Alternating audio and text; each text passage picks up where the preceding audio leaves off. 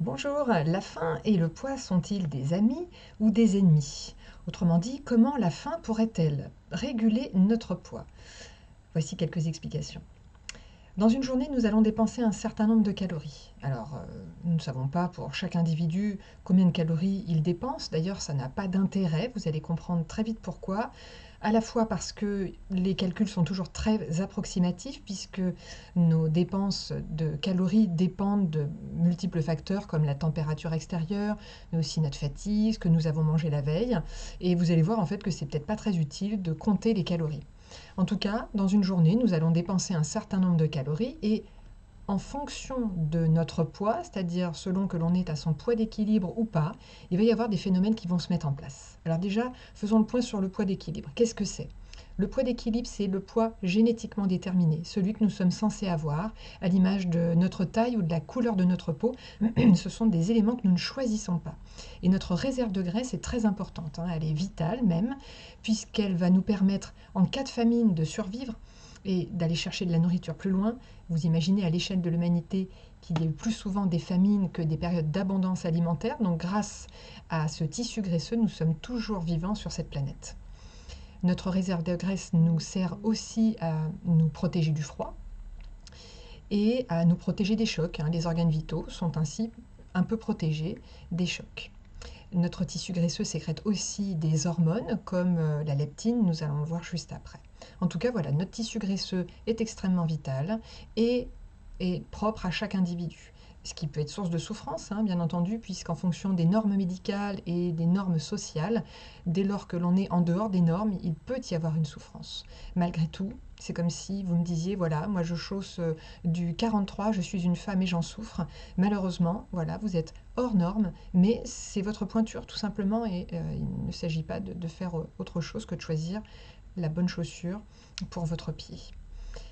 On a l'illusion de pouvoir maîtriser notre poids, mais comme vous pouvez peut-être le constater, ça n'est pas si simple que cela. On peut maigrir, ça, il n'y a pas de sujet. Un régime, n'importe quel régime vous permettra de perdre du poids, mais vous constatez probablement qu'il est difficile de maintenir ce poids dans le temps. En tout cas, quelqu'un qui est à son poids d'équilibre, c'est-à-dire qui est à son poids génétiquement déterminé, va, sans le savoir, avoir faim pour le nombre de calories qu'il dépense dans sa journée. Cela lui permet d'être donc à un poids stable, sans calculer quoi que ce soit. Il mangera ce qu'il veut, à sa faim, et le poids ne bougera pas ou il y aura quelques variations.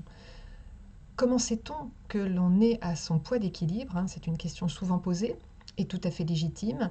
Eh bien, c'est quelque chose qu'on ne calcule pas, mais qui se déduit dans le temps quand on mange à sa faim de tout, selon ses envies aussi. Il n'y a pas que la faim, ça fera l'objet d'une autre vidéo, mais notre sensation de faim, qui est l'expression d'une dette de calories, nous permet justement d'être au poids auquel on est censé être. Donc quand le poids ne bouge plus et que l'on mange à sa faim, selon ses envies jusqu'au rassasiement, alors on peut déduire qu'on est à son poids d'équilibre. Donc quelqu'un qui mange à sa faim, euh, selon ses envies, maintiendra son poids sans calculer quoi que ce soit de manière régulière. Quand on prend du poids, pour de bonnes raisons, on prend toujours du poids pour de bonnes raisons, ce ne sont jamais de fausses excuses, c'est que tout simplement on avait besoin peut-être de manger plus, peut-être pour calmer des émotions, ou peut-être qu'on ne s'en est pas rendu compte parce qu'on est coupé de son corps, on ne perçoit plus la sensation de faim, on ne perçoit plus le rassasiement, ce sont des choses qui se rééduquent. Eh bien on va majorer sa prise calorique et donc mettre en réserve dans le corps. Mais il faut savoir que malgré tout, le corps lui cherche à réguler cet excès de poids. Quoi qu'il arrive, qu'on ait 1 kg de trop ou 10 ou 30 ou 60 de trop, le corps cherchera probablement à réguler cet excès de poids. Comment?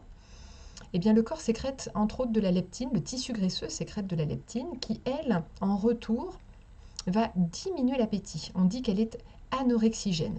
Rien à voir avec l'anorexie mentale, elle est tout simplement là pour réguler l'appétit. Ainsi, quand on a un excès de poids, on va avoir moins faim que ce qu'on dépense. Et proportionnellement, à l'image de mon schéma, on aura faim de cette manière et le corps sera donc très satisfait d'aller chercher l'excès de réserve, d'aller chercher, dans l'excès de réserve de graisse, l'énergie manquante que nous n'aurons pas mangée. Sans lutte, sans frustration, sans manque. C'est le corps qui contrôle cela justement pour permettre de réguler l'excès de réserve de graisse. Ainsi, on pourra perdre au mieux jusqu'à 3 kg par mois. Ainsi, dans une vie, on va avoir bien sûr des petites variations de poids selon la période de l'année. Aux fêtes de fin d'année, on va souvent manger un peu plus, on peut prendre un peu de poids. Et derrière, en fait, on aura moins faim. Vous le constatez peut-être qu'après les fêtes, vous avez moins faim. Ben, c'est là, voilà, votre organisme qui est là pour vous accompagner et réguler naturellement votre poids. Vous passez un peu en dessous parce que voilà, vous avez souffert d'une grippe et vous avez perdu l'appétit, vous avez perdu 2, 3, 4 kilos. Ça marchera exactement de la même manière. Quand ça ira mieux, c'est pareil dans la dépression, hein. C'est pareil aussi dans l'anorexie mentale. L'anorexie mentale, la différence, c'est qu'il y a un contrôle de la sensation de faim. Mais quand on est prêt à s'en sortir, on va pouvoir malgré tout travailler sur cette sensation de faim quand ça ira mieux. Pareil pour la dépression, pareil pour la grippe, la faim va revenir et elle va être majorée par rapport aux dépenses de la journée. Ainsi, le petit bonus de calories que vous aurez va être mis en réserve pour retrouver votre tissu graisseux et retrouver surtout votre poids d'équilibre. On va prendre donc peut-être 1 à 2 kg par mois en écoutant sa faim. Donc on n'est pas dans une explosion du poids.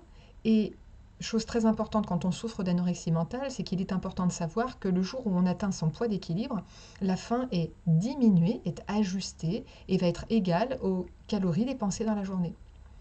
Alors ce poids peut effrayer quand on souffre d'anorexie mentale, mais ça se travaille. Donc, en conclusion, est-ce que la faim est notre ennemi ou notre ami?